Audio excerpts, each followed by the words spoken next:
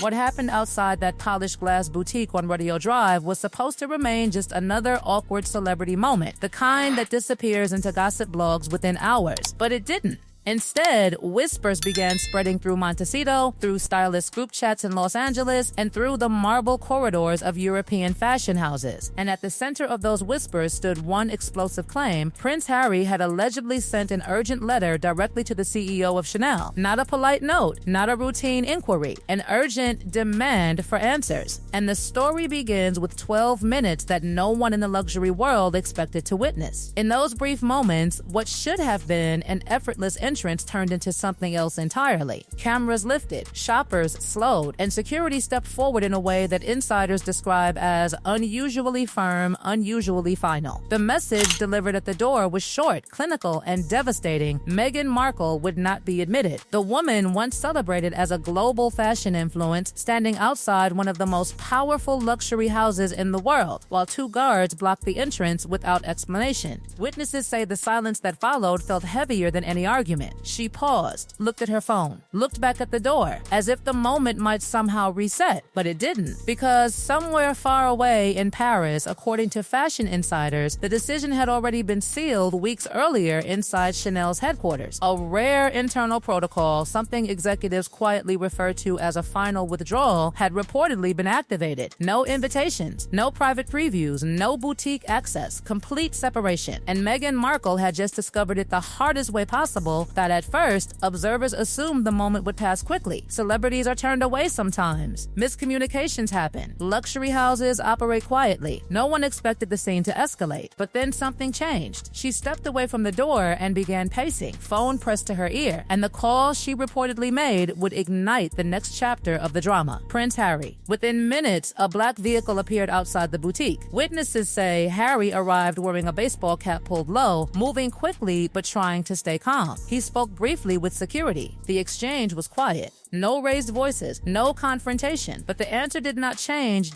No entry. The doors remained closed. What happened next is where the story takes a sharper turn, because according to several insiders circulating the story inside fashion and PR circles, Harry was deeply unsettled by what he had just witnessed. Not just the refusal, but the way it happened. In public, with phones recording, with onlookers whispering. For a man who has spent years fighting media narratives about his family and his wife, the moment reportedly struck a nerve. And that same evening, according to sources connected to their California circle, discussions inside their team became urgent. Was the decision local? Was it corporate? Or had something larger been orchestrated behind the scenes? Because whispers had already been floating through Paris for months about tensions between Meghan and certain heritage fashion houses. Rumors about creative proposal. Rumors about disagreements. Rumors about boundaries between celebrity influence and institutional control. Most people dismissed them as fashion gossip until the doors of Chanel didn't open. By the next morning, the conversation inside Montecito had reportedly shifted from confusion to action, and that's when the letter allegedly entered the story. And that silence began to ripple outward. That inside Paris, other luxury houses quietly observed the situation. Dior, Balenciaga,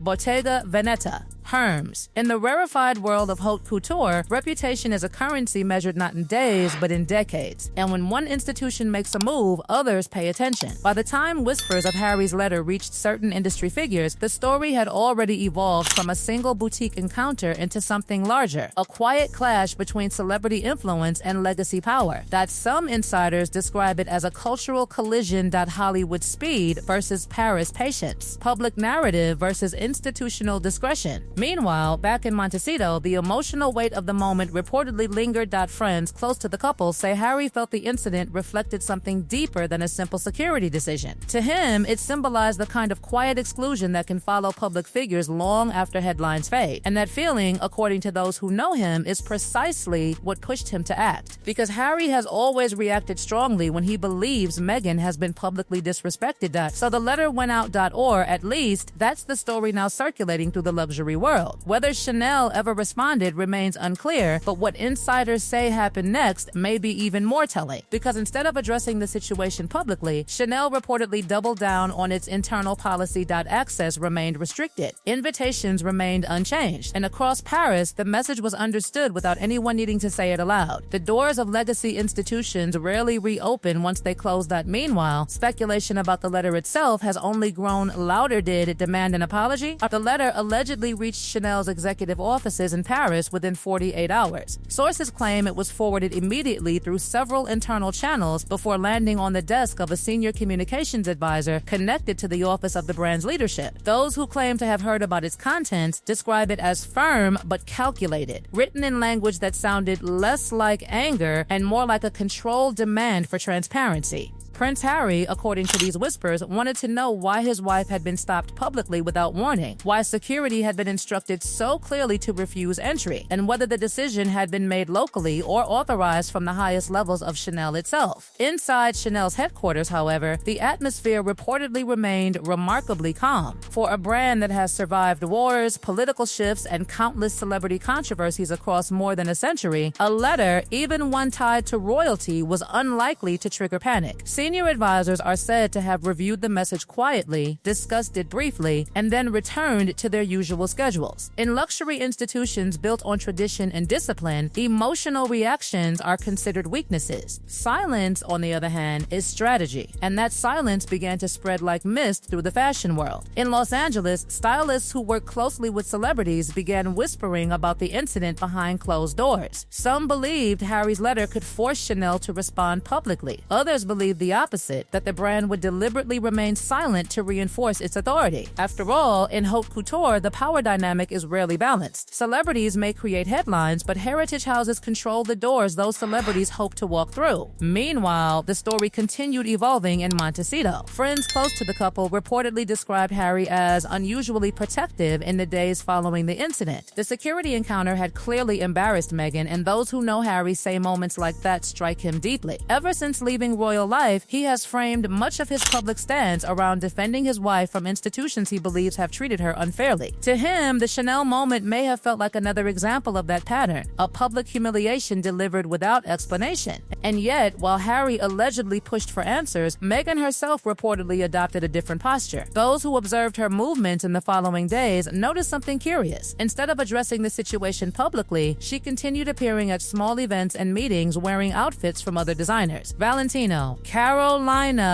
Herrera, self-portrait. Each appearance seemed almost calculated, as if quietly reminding observers that her influence did not depend on any single brand. But inside Paris, the conversation was becoming more serious. Executives from several luxury houses reportedly began discussing the situation privately. Not because Meghan had been turned away, that alone would not have been extraordinary, but because of the attention surrounding Harry's alleged letter. Luxury institutions operate through subtle alliances. If one house appears pressured by celebrity influence, others worry about setting a precedent. And so a quiet consensus began forming. The doors would remain closed. No announcements, no press statements. No dramatic confrontations, just the same discreet distance luxury houses have always used when they want to signal disapproval without fueling publicity. Fashion insiders call this the velvet freeze. Invitations simply stop arriving. Guest lists shift quietly.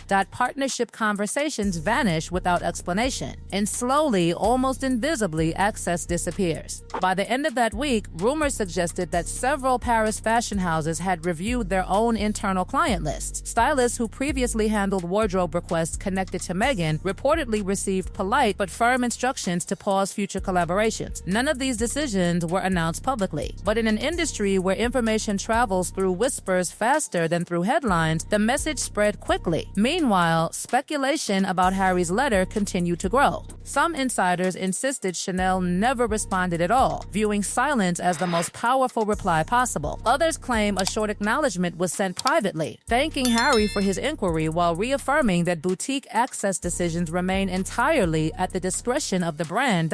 If such a response exists, it has never surfaced publicly, and that mystery has only intensified the fascination surrounding the story, because the situation now sits at the intersection of three powerful forces: royal history, Hollywood celebrity, and the centuries-old traditions of European luxury. Each operates by different rules. Each guards its reputation fiercely, and when those worlds collide, the result is rarely predictable. In Montecito, the couple full circle reportedly began considering how the incident might shape Meghan's future fashion relationships. Some advisors suggested leaning more heavily into independent designers and emerging brands that welcome celebrity partnerships. Others floated the idea of launching her own lifestyle label, removing reliance on legacy fashion houses altogether. But behind every strategy discussion, one question continued lingering in the air. Did Chanel's silence represent a temporary standoff or a permanent decision? Because in elite fashion culture, exclusion rarely arrives with dramatic announcements. It arrives quietly. Invitations disappear. Phone calls slow. Doors that once opened effortlessly suddenly require introductions that never come. And for someone who once moved easily through the world's most powerful fashion circles, that shift can feel seismic. Yet another layer of intrigue now surrounds the story that, according to several stylists and PR figures who claim to have heard about Harry's letter, its existence may have unintentionally strengthened Chanel's resolve. Heritage brands are fiercely protective of their independence. The moment they appear pressured, especially by celebrities or royalty, they tend to retreat further into silence. Which may explain why, weeks after the incident, Chanel has still offered no comment whatsoever,